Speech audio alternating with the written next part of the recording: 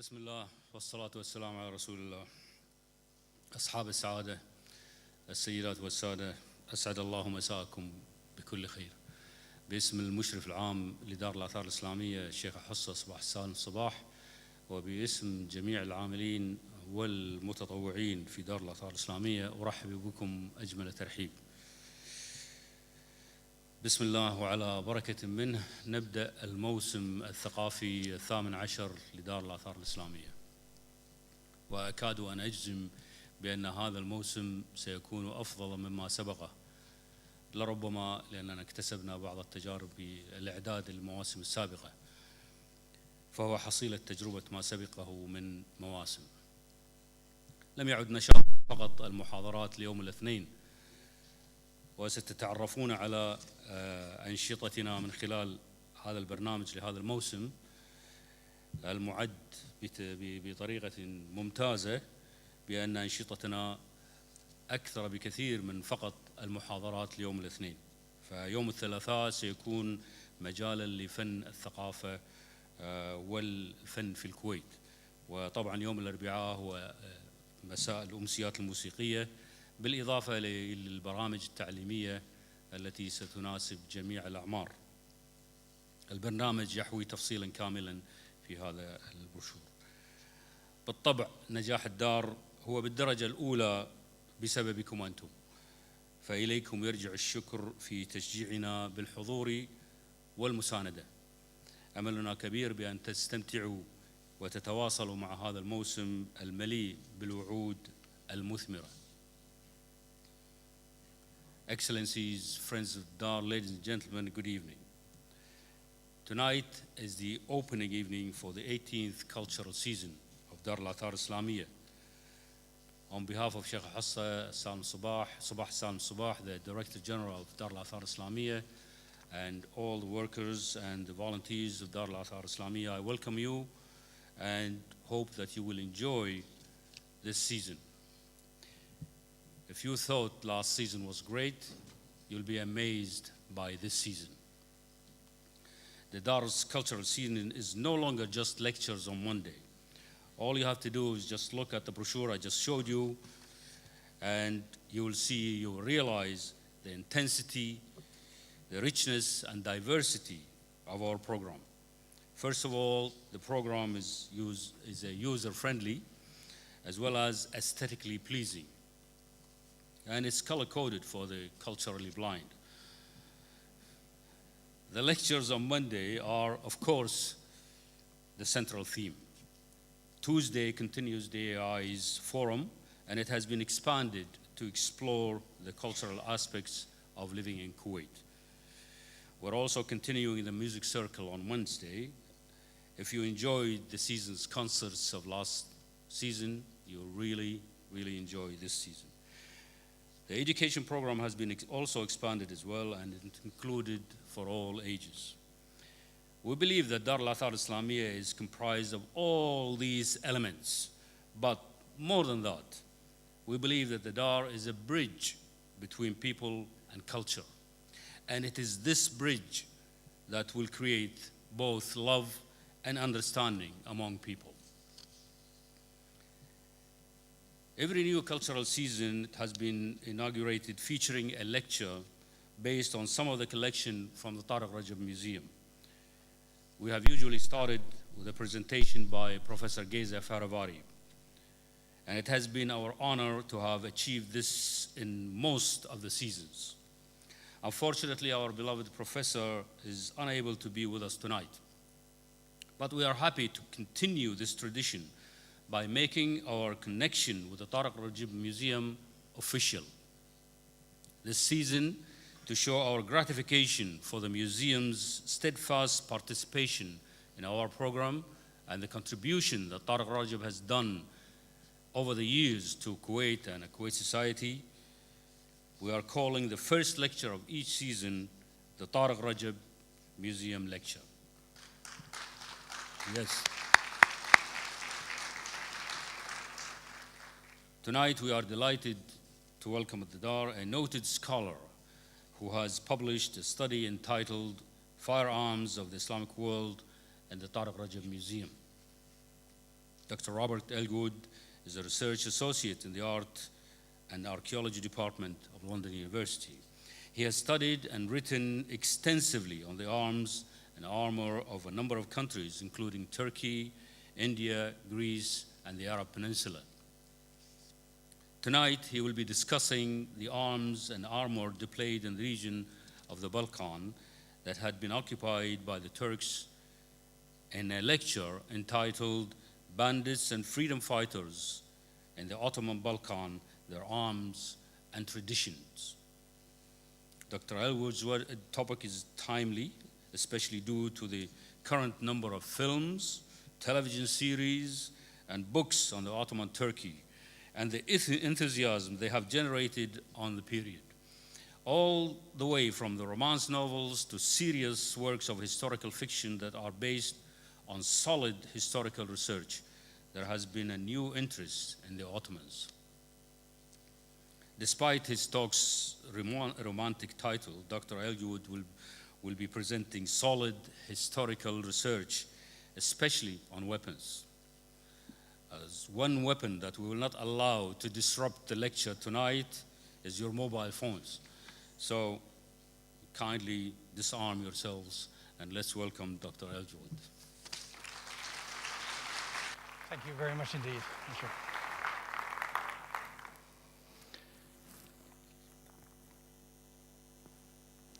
Your Excellencies, ladies and gentlemen, I should like to begin by thanking the National Council for Culture, Art and Letters, the Dar al-Athar al-Islamiyyah, and of course, Her Excellency Sheikh Hussein, the Director General, for inviting me to speak and to say what a pleasure it is to be back in Kuwait after far too long an absence. In 1994, Tariq Rajab kindly invited me to write a catalogue of his very fine collection of Islamic firearms. I don't think he was expecting very much because he gave me 3 months to write it. I've been collecting notes for some time on Islamic firearms. I managed to extend the 3 months to a year, and by working all hours, completed a book, Islamic Firearms in the Tariq Rajab Museum, Kuwait, which was published in 1995. This was the first book on the subject, and inevitably, some areas were not researched as deeply as I would have liked.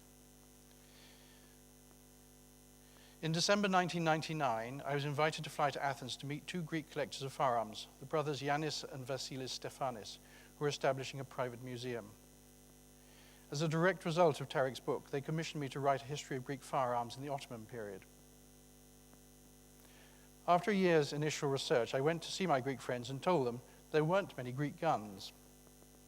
There was much that the modern Greeks thought was Greek, was present in Greek museums that had clearly been made much further north in the Balkans.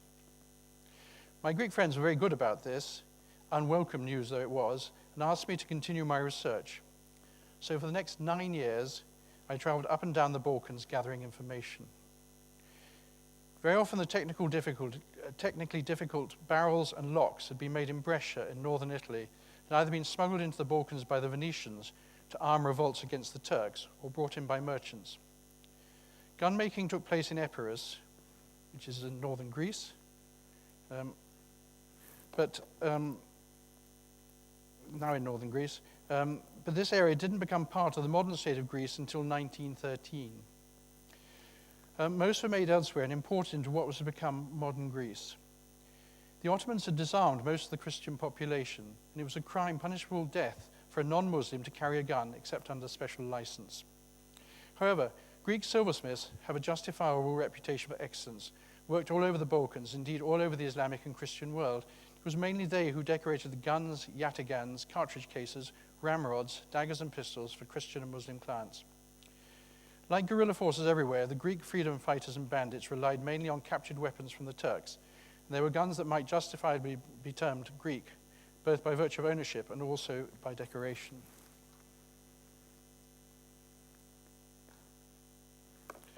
A good example is the spectacular silver pistols that the Greeks called koukonara, meaning pine cone, because of the design of the butt. You can see on the end the part where you grip these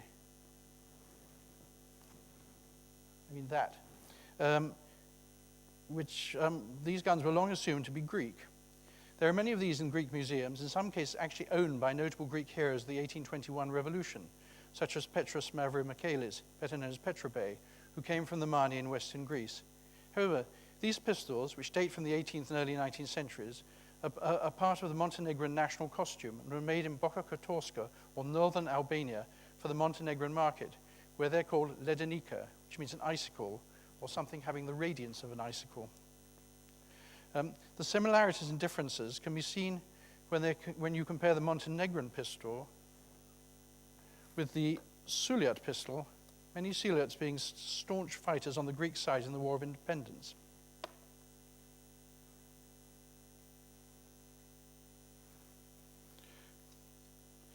Historically, the Balkans are full of isolated towns which had their own distinct costumes, music, language, silver and decorative designs and motifs. The Balkans, though immensely rich in ethnography and folklore, is a poor region. When there was decoration, it was always silver, until English gold arrived in the 1820s to fund the Greek Revolution.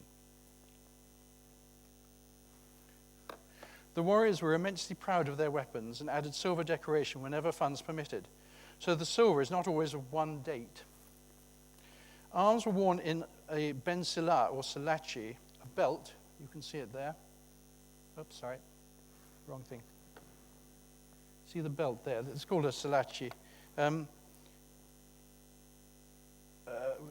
belt with compartments in front of the stomach into which were thrust pistols, separate ramrod, yataghan, and often a kalemdan or pen box. These were kept polished to suggest frequent use. And the amount of silver was an indicator to all of a man's prosperity and eligibility for marriage, since the silver represented his portable wealth. In addition, there was always a pair of silver ammunition boxes and an oil box containing mutton fat scented with herbs. The mutton fat was used on the weapons, but was also put on the hair to make the warrior especially attractive. The relationship between a warrior and his weapons is very close, the arms being treated as personalities. In Albania and Greece, weapons were given names. Theodore Grievous, one of the heroes of the revolution, had a gun which he called Theodorula. His name is Theodorus. Theodorula is the feminine version of his name with an affectionate suffix. The silver sword of the hero Odysseus Androutsos was called Asimo, a woman's name meaning silver. It was claimed Odysseus could jump over 7 horses, and he was famous for running 8 leagues through the mountains without stopping when his band was defeated by the Turks. There was no shame in running away. Ottoman armies invariably outnumber the rebels, and capture meant impalement or skinning alive. Before combat, promises were made to weapons by their owners, and there was talk of feeding them or rewarding them with silver. As the verse says, "My proud gun, my praised sword, how many times you saved my life? Help me now, and I will cover you with gold, and I will cover you with silver." The Haiduks and the Klepts, the robbers from the north and southern Balkans, respectively, lived without women in the mountains, and their ballads were of men whose swords were their sisters and their guns their wives. A Greek ballad sadly refers to, "My hand as a pillow, my sword as a mattress, and my little flintlock hugged like a wife." Another song describes how pistols were their brothers and sisters and guns their mothers and fathers. There was no disgrace in being a bandit, but it was a hard life in the mountains, and the slightest wound meant that one could not outrun the pursuing Turks, with fatal consequences. That said, the mountain men saw themselves as free as birds. In Bosnia and Montenegro, the warriors often wore a silver plume in their fur caps called a chelenka, set with stones, said to represent a bird's wing. It looks like a bird's wing too. These were given for valor, and a number might be worn at the same time. An undated Serbian poem, Ol Vojadin, describes with admiration a captured Hajduk with a fur hat with 12 feathers in a ring, each feather made of gold, a pound in weight. In Montenegro and Serbia, the word soko, meaning falcon, was commonly used to mean a brave warrior. Albanians referred to their country as the land of eagles and themselves as the sons of eagles. The warrior chiefs of Bosnia-Herzegovina also wore silver breastplates called toke in the plural. And here's another one. These are very magnificent when you actually see them. They are, of course, vestigial armor. These were sometimes worn by Greek chiefs also, as a means of establishing their prestige, and were still being worn at weddings in the early 20th century in the Balkans. Head-taking, chopping someone's head off in war, was a normal practice in the Northwest Balkans, a practice that continued into the 20th century wars. When staying with a family in southern Montenegro, I showed a picture of a yataghan, or short Turkish sword, to a small boy in the house, and asked him what it was for. "To take the head off Turks," he replied, with absolute scorn at my ignorance. The arms-making towns were too small to absorb all the arms produced, and weapons were taken across the Balkans to sell at fairs. Sometimes arms were brought from the makers and taken to another town to be decorated and then sold in a third town or a fourth town. This enormously complicates attribution. Furthermore, Greek, Slav, Vlach, and Albanian craftsmen are scattered across the Balkans, indeed the Ottoman Empire. It became apparent that arms produced in the Balkans were one of the biggest industries.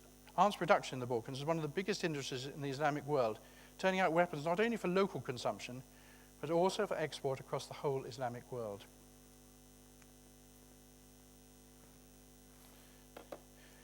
Now, I show you this in order to orientate yourself, because I do realize that for most people, the Balkans is terra incognita. It is an extremely ill-known area, and I have to commend it. It's a rather exciting area for that reason.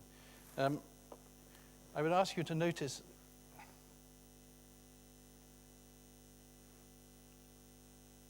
we have Montenegro here, Bosnia, with Sarajevo, which we're going to mention. Sarajevo uses the port of Split, and it also sends stuff out down here in Salonika.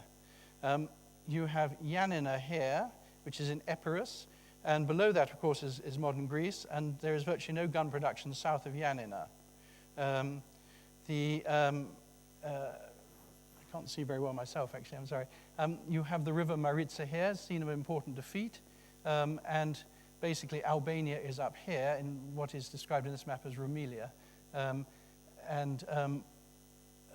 up here you have Serbia. I think that gives you a rough start to the area. The other thing that doesn't show here, of course, is that you have Venice up here, which is busy supplying weapons all the way down the Dalmatian coast to anyone who uses them to shoot at the Turks.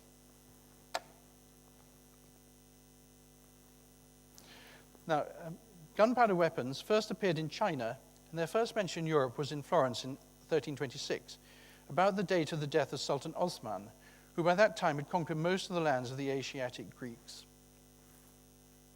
Byzantium still held out, modern Istanbul, though shorn of much of its empire. A Serb leader, Dušan Silni, the Mighty, had conquered large parts of the Byzantine Empire in the Central Balkans, Albania, Epirus, and Macedonia.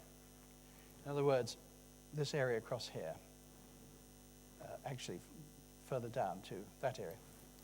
In 1371, the Serbs were defeated by the Ottoman at the river Maritsa. Many Serbs became Ottoman vassals.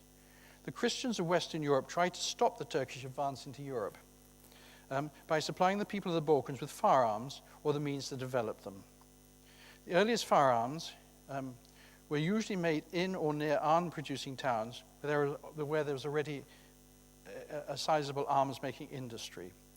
One of the major objectives of the Ottomans was to seize control of the iron and silver mines for which the Balkans was famous, and also to take control of the population and turn them into ghazis. Most of the mines are fairly far north, up here on the edge of Serbia and Bosnia, that sort of area. Quite quickly, gun makers were captured as the mines and cities, armies and armories were overrun. The Imperial Ottoman workshops drew heavily on this requisitioned labor from the Balkans, particularly Bosnian and Serbs, to develop firearms. In this manner, European technology transferred to the Turks. In 1389, there were Serbs on both sides when the main Serb army and its Croatian and Bosnian allies was crushed by Murad I at the Battle of Kosovo-Polje, the field of the Blackbirds. In 1387, Salonika fell. Remember, we have Salonika just down here. And the Turkish light horsemen went raiding into the Morea, which is the area of Turkey, of Greece over here. By 1399, the Turks had taken northern and central Greece.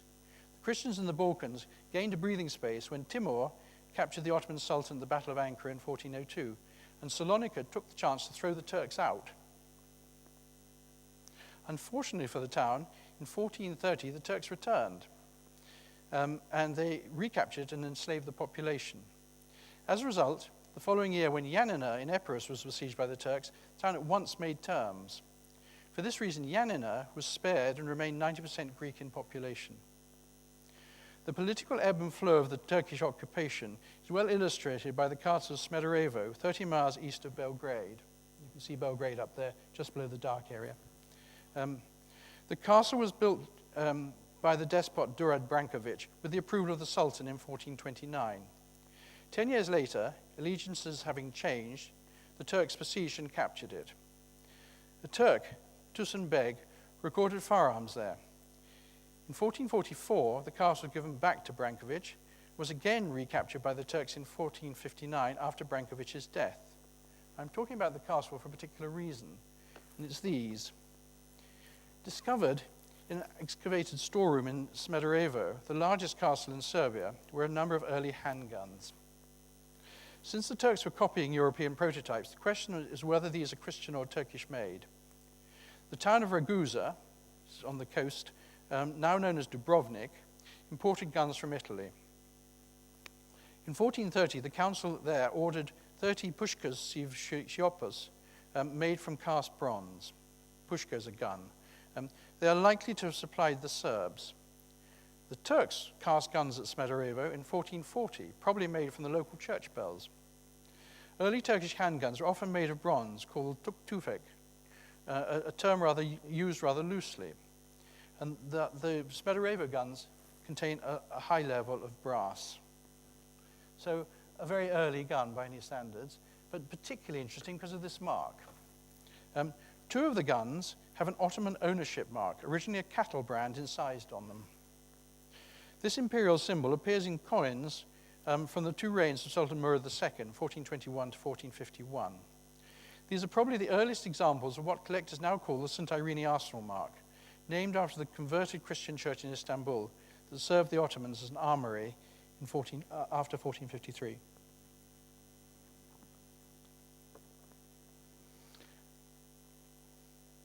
The fall of Constantinople in 1453 marked the final subjugation of the Greeks. Mehmed II attempted to set himself up as the new Byzantine emperor and took his armies northward. By 1526, the Turks were besieging Vienna, and the Venetians had lost most of their empire in the eastern Mediterranean. In the north, the Habsburgs fought the Turks in the 16th century for control of the Slovakian mining towns. There's an Albanian saying, "Faith follows the sword." The aristocracy in much of the Balkans converted to Islam to save their estates and status. Over the following centuries, much of the population followed suit, because it gave them economic benefits and also prevented their children from being compulsorily taken away as devshirme or recruits for the Ottoman state, most of whom became janissaries. As Muslims, they also had the privilege to bear arms. There were some areas of the Balkans, however, which the Turks didn't overrun, areas that were so poor and so mountainous it was not worth their while to occupy them. A good example of this is the very mountainous area called Agrafo in northern Greece, which is just south of Yanina, which I showed you on the map, right in northern Greece. The word means unregulated. Originally, a treaty was agreed that gave the Turks nominal authority, but the occupants of these areas remained armed, independent, often Christian, and haters of the Turks. Anyone on the run from the Turkish authority made their way to these places. However, such was the poverty of these mountain enclaves, only a limited population could sustain itself, and the warriors were obliged to come down from to the Turkish-held valleys to earn a living, mostly as bandits or mercenaries, or both. Life in the mountains was hard, and the Albanians, Bosnians, Greeks, and Serbs made good soldiers. The best employers of troops were the Turks, who in the early 15th century set up militias using these warriors. Other warriors went abroad and earned a high reputation as mercenaries in Europe, initially as the stradiotes of the Italian wars.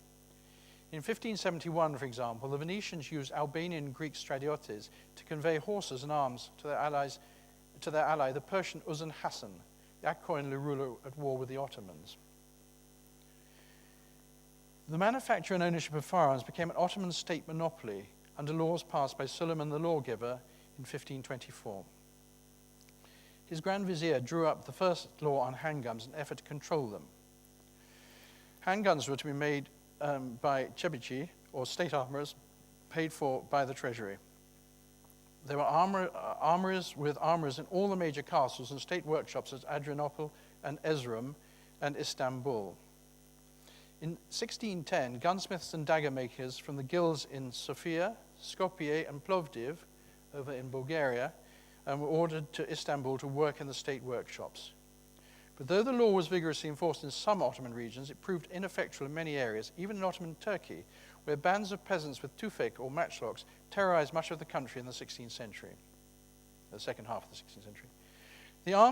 The market in arms in the Ottoman Empire rapidly became international.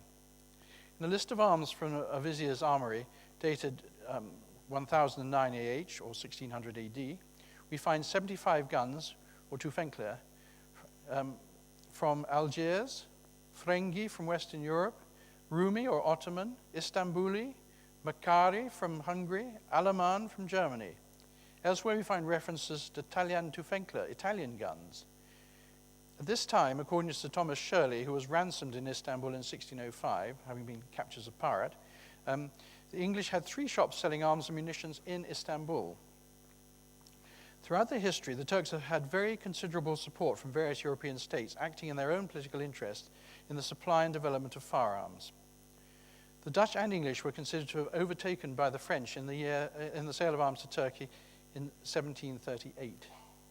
The same year, the Sultan received a shipload of muskets and gunpowder from Charles XII of Sweden in payment for Ottoman support against the Russians. Take the town of Sarajevo in Bosnia as an example of what happened in practice. A town that I see in my newspaper has been seeking to renew cultural ties with Kuwait. As a point of local interest, Sarajevo was the most northerly town in the Ottoman Balkans to which camel trains were taken. Following the Turkish occupation of Bosnia in the mid-15th century, the town developed quickly as a result of Ottoman state funding, particularly the construction of sultans' mosques, which were put up in many of the captured towns, the major towns. We can assume an immediate need for armorers.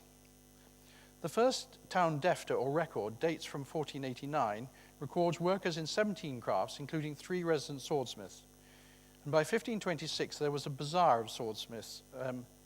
A Muslim gunmaker, a tüfekciye, is mentioned in an archival document, or defter, from 1528 to 1536. The Great Covered Market was built in Sarajevo between 1528 and 1536.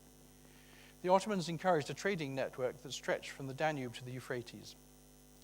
Sarajevo made yatagans and kilic, the Turkish short sword and saber respectively, and Sarajevan watered steel saw blades were exported to Damascus, where they were sold as Damascus blades. All the great cities of the Balkans were linked commercially and all had a Bedistan. A Sitzil, or court record from Sarajevo in 1555 to 57 mentions cutlers, bıçak zia. Bıçak, of course, is a knife, as I'm sure you know. There are also scabbard makers listed. Because it was a frontier region, also close to Italy and adjacent to Venetian overseas territory in the Balkans, the so-called Venezia Ultramare, with its capital at Kotor, new firearms technology reached the town earlier than many other more isolated Balkan arms centers. Georgicia, a tabanzia, or pistol maker, is recorded working in Sarajevo in 1682. It's likely that pistols were being made in Sarajevo earlier than this.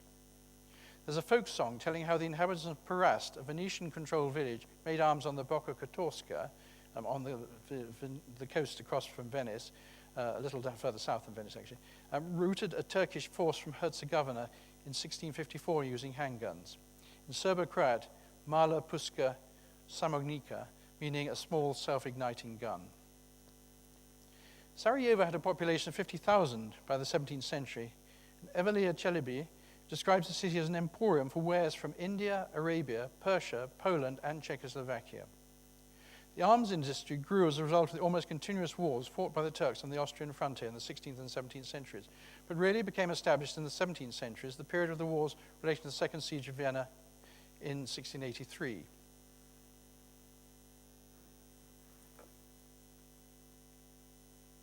A number of Balkan guns evolved from firearms in use in the Ottoman armies at this time.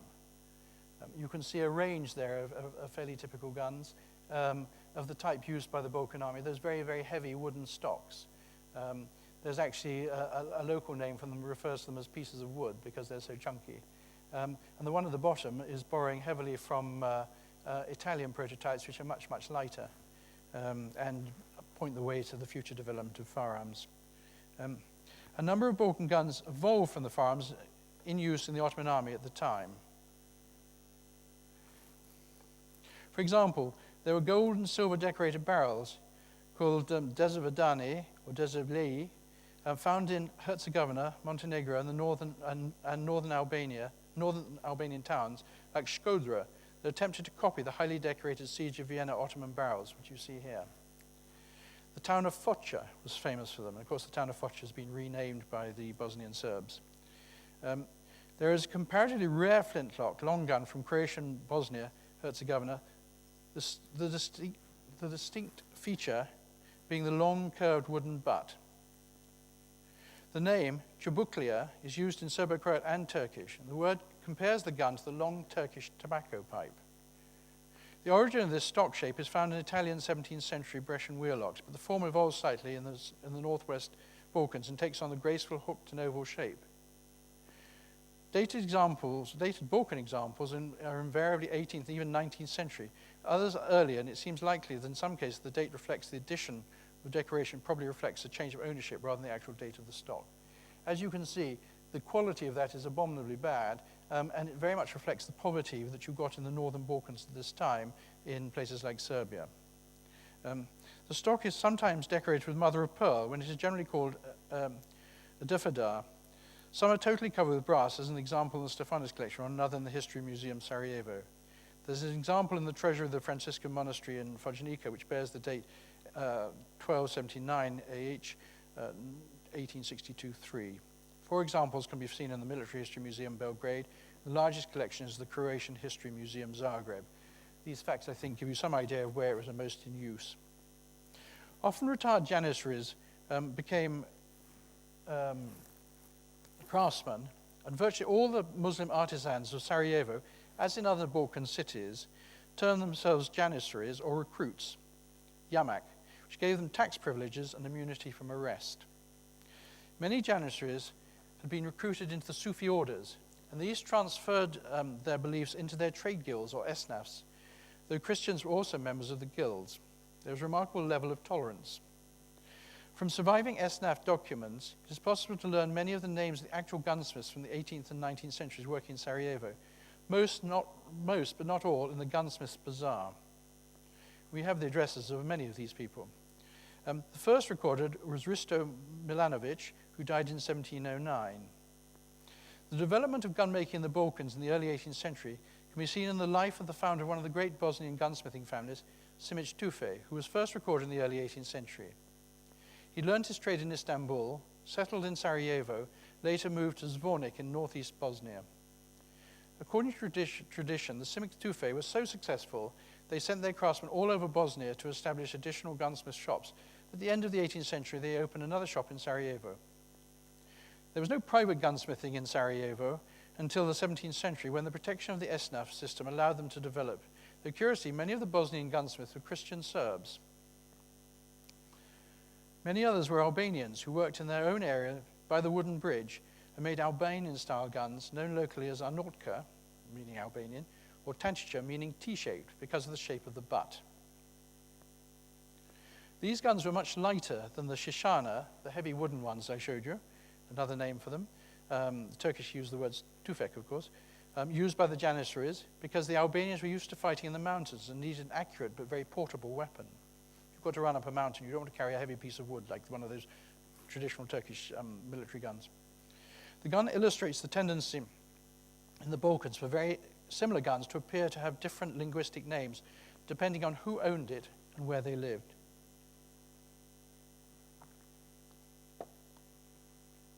An interesting example of this is the origin of the Greek word for a gun, karyophili, a gun that is essentially the same as the Albanian guns just mentioned. Ask any Greek and he's likely to tell you that his father told him that the word is based on the Italian Carlo e Figlio, Carlo and Son, the name of a shipping company importing guns into Greece in the Ottoman period.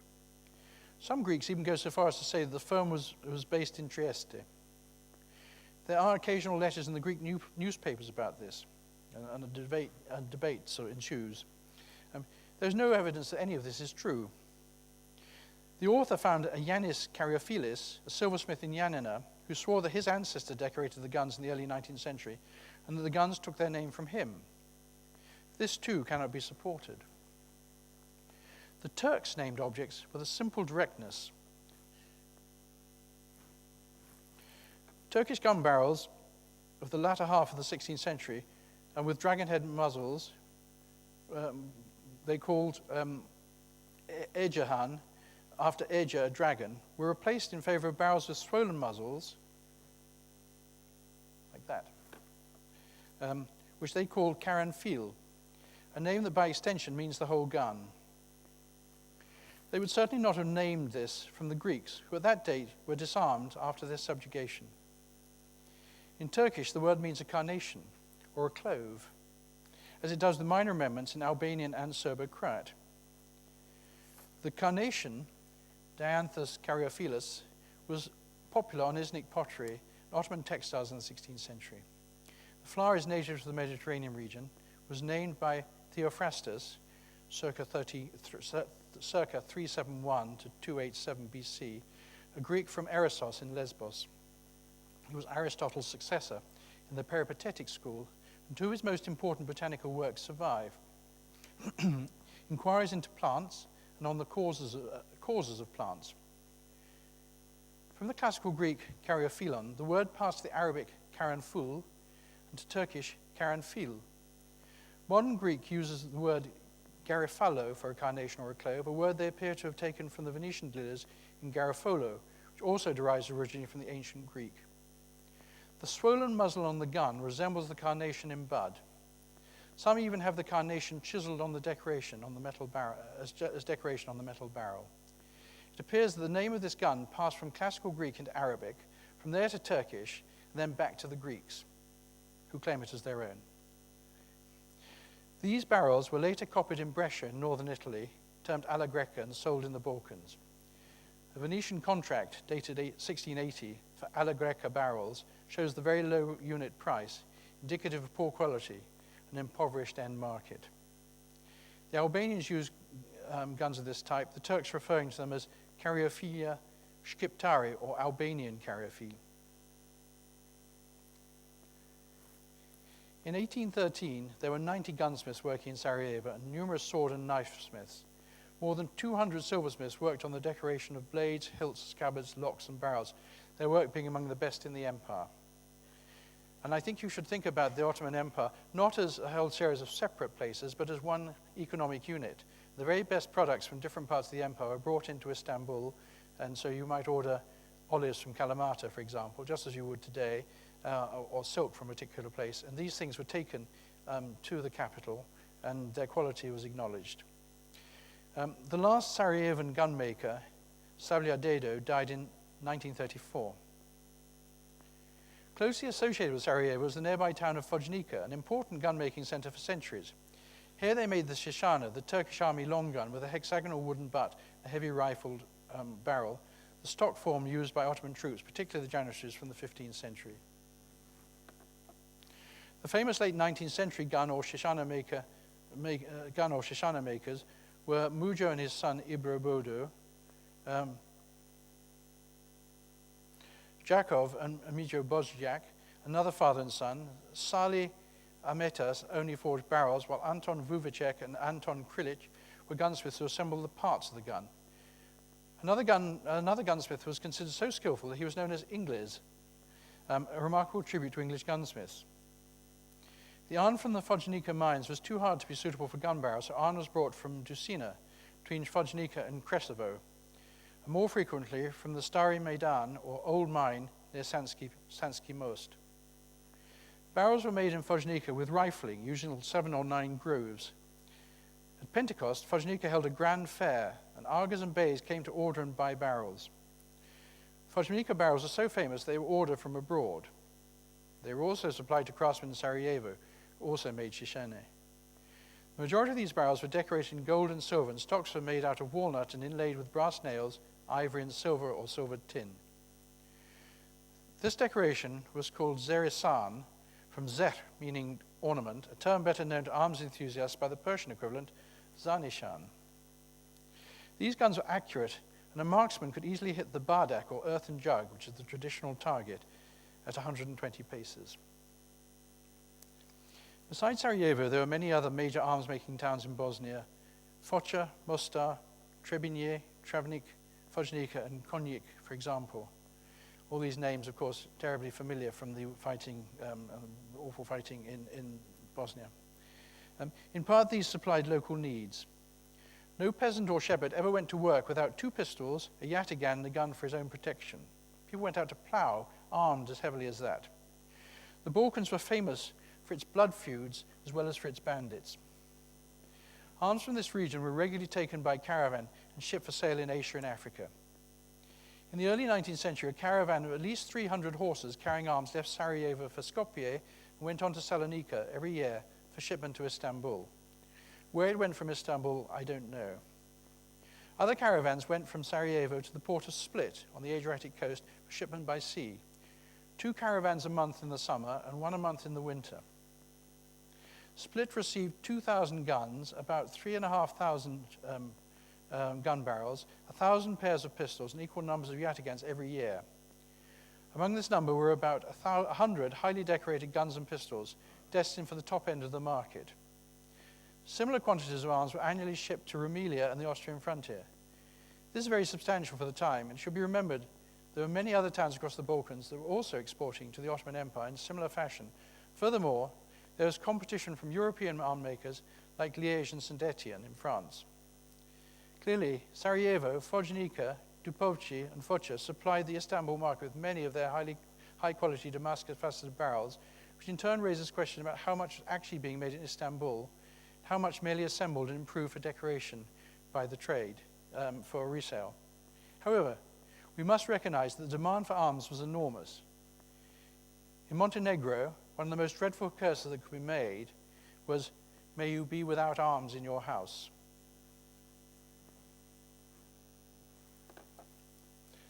The most spectacular Balkan gun is the Difadar. The stock derives from late 17th century Turkish guns with inlaid mother-of-pearl stocks. The kind you saw, the straightforward Turkish Ottoman thing. While the name comes from Turkish chevadar and from Arabic johar, meaning luster or jewel. These jeweled mother-of-pearl inlaid guns are the work of gunmakers in Kotor, Risan, Herceg-Novi, and Foča, an area comprising eastern Herzegovina and Boka Kotorska. So in other words, the western side of the upper part of the Balkans. The mother-of-pearl came from Italy and was reputedly cut in the town of Rizno. The designs initially from Istanbul, where work in mother-of-pearl was a major craft in the 15th and 17th centuries, as described by Evliya Çelebi. The name Jafadar, relating to one of these guns, first appears in 1685 in a document at Mostar, soon afterwards in documents in the archives in Kotor in 1689, the documents in the archives at Kotor in 1689 refer to the theft of a Jafadar from a caravan traveling between Ragusa and Foča. These documentary references and signed guns show that the Jafadar was made in Herzegovina. A surprisingly high number of Jafadars have late 17th century Ottoman decorated barrels with silver inlaid cartouches and arabesques of the type the Turks took to Vienna in 1683. Profiting from the Ottoman defeat, the Venetians seized the ports of Herceg-Novi and Risan from the Turks in 1687 and obtained formal title of the whole of Dalmatia and Boka Kotorska in 1699 and 1718, 2 separate treaties. The museum at Herceg-Novi has a Difadar signed Vukoman dated 1706. There were 22 gunmaker shops in the town in the 18th century and only 16 in Kotor. It was considered the main Venetian arsenal at the time. Under the rule of Venice, production of flintlock small arms started to grow rapidly. There appears to have been a large number of Venetian export barrels and locks sent to Boka Kotorska.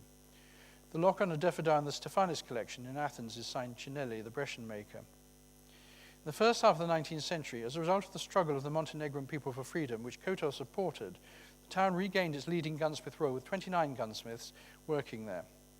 I think the reason why the numbers are quite small is because they are actually assembling a lot of stuff, and the speed could be done much more quickly.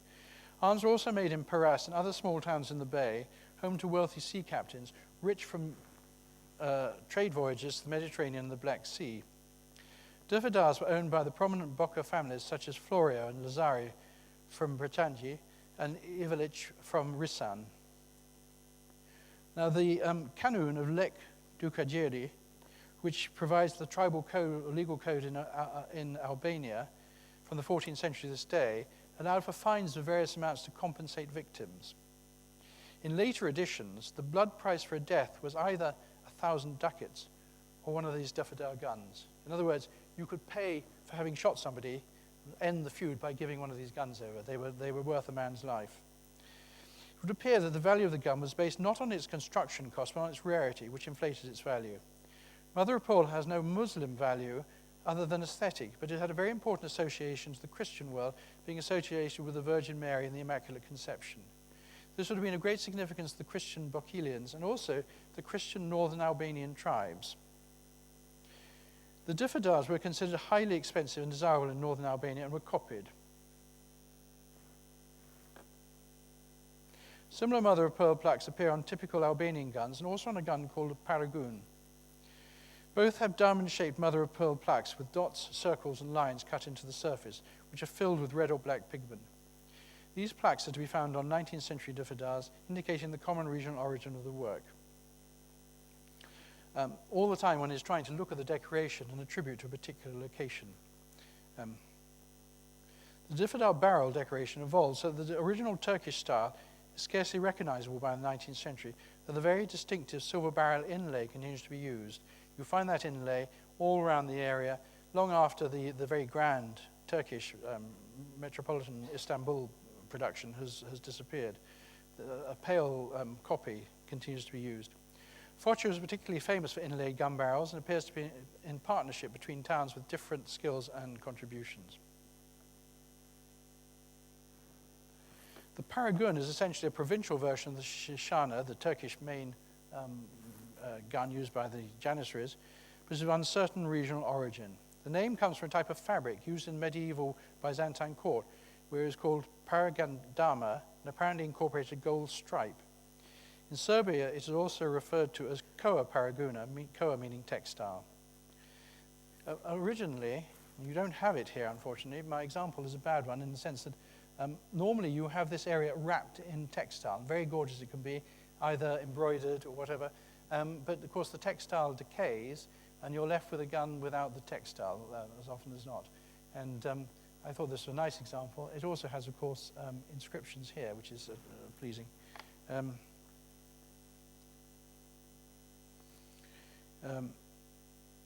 Devedar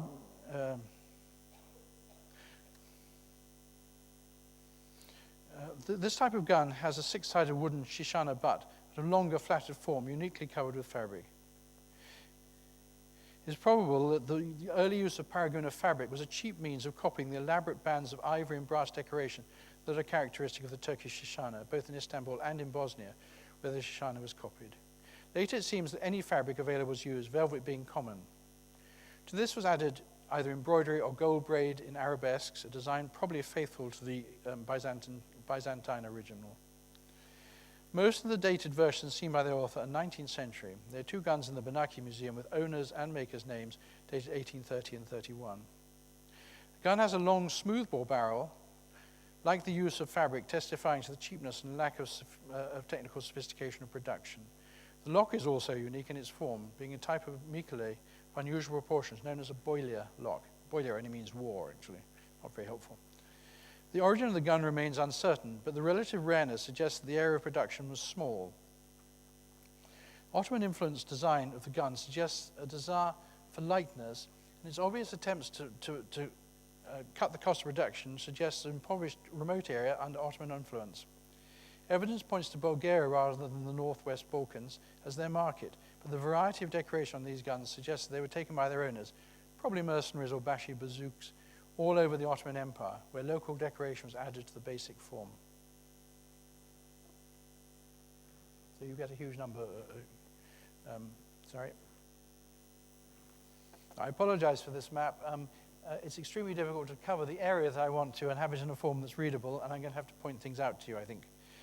Most of the important arms-making towns were in the Central Balkans: Prizren, Tetovo, Peć, Jakova, Shkodra, Elbasan, Berat, Delvina, and Dibra, all of which employed Albanian gunsmiths. We're talking about this area here. That's where the guns were really being made in large quantities. Prizren was described by a number of people as the most important arms-producing town in the Balkans, with over 100 gunsmith shops. I don't know how many people we have working in a gunsmith shop, 5, 10, you get an idea of the huge number. Most Ottoman industries didn't have more than about 100 people. That was a very large industry. And so these are many times bigger than what is normally found.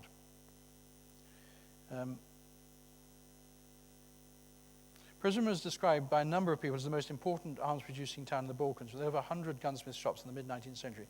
Made guns until 1950s. Arms from Prizren were carried by caravan to Salonika and then went to Turkey, Egypt, Asia Minor, Persia, Arabia, and India. Of these, the African market was by far the most important, demonstrated by the fact that the richest arms exporting families in Prizren were the Misrali and the Sudanli. Much of the trade was in the hands of Serb and Albanian Catholic silversmiths who accumulated enough cash to fund such long-distance trade. In the first half of the 19th century, the Prizren silversmith Haji Petar twice yearly exported 10 loads of guns from Tetovo and Prizren to Cairo, believed to have been paid the weight of the guns in gold. Two Prizren brothers, who were lockmakers, Haji Pali, lived from 1782 to 1850, and Haji Derji, 1788 to 1866, owned an arms shop in Cairo. One brother would manage the shop for several years, while the other would ship 10 tovars of arms. And tovar is a heavy weight. I think you were allowed 2 tovars per horse. There were rules about it. Twice yearly from Prizren. Prizren had close trade links to the northern Albanian arms towns of Shkodra, had a famously busy bazaar, and the road between these two towns was reportedly crowded with caravans as late as 1894. Now, it was in the Balkans, at the start of the 19th century, the various subjugated nations began to drive the Turks out, a series of risings of a David and Goliath nature because the local population was invariably small, and the Turks could call on the resources of empire. When an Ottoman army was ordered to assemble, contingents came from all over the empire, all armed according to their own local preference.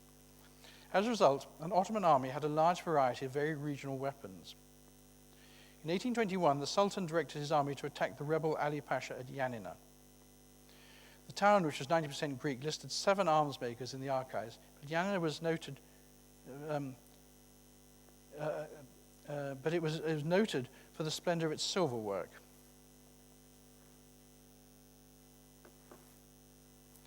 The Turks looted Ali Pasha's well-equipped fortress, having defeated him, but they were stripped of their sumptuous gold and silver arms when they in turn were defeated by the Greek insurgents of the Dervanakia later that year. A defeated army tends to drop its arms so it can run faster, and this was not considered a disgrace in the Balkans, where no quarter was given, and most soldiers were mercenaries. So the Greeks then have acquired these very splendid weapons, which have come from all over North Balkans, and also from Epirus, which was southern Albania at that stage. So here you have the arms having transferred, this great variety transferred in the hands of the Greeks.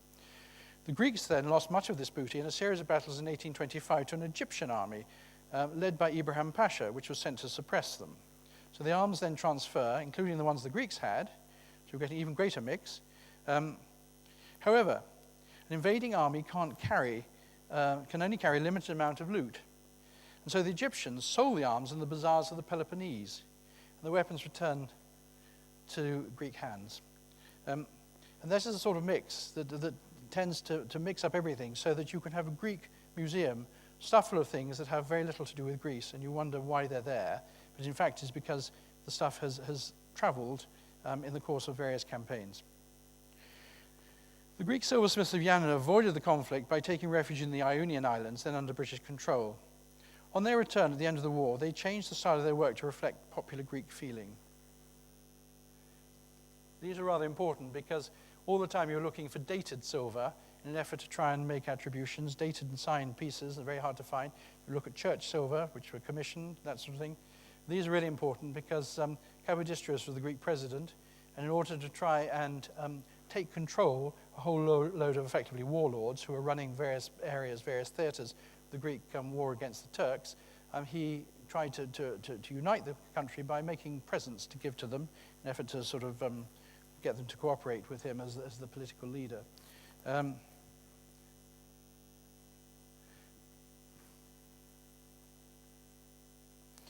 After the war, the Greeks placed the son of King Ludwig of Bavaria on the throne in 1833 as King Otton, and a period of Greek romantic revival followed with golden arms to carry at court.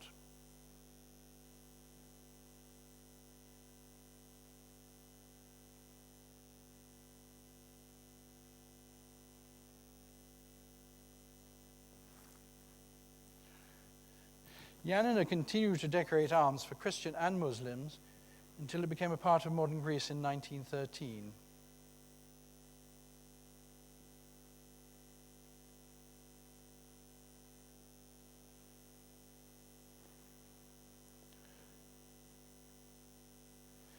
A particular feature of the fighting in the Balkans was it relied very largely on close combat, creating a demand for personal arms of distinction that lasted until the First World War, as we can see in Bitsorius' gun here. As late as the Balkan Wars of 1910, 1911, and 1912, the Macedonian army relied on cannon made out of hollowed-out tree trunks with which to fight the Turks. Thank you.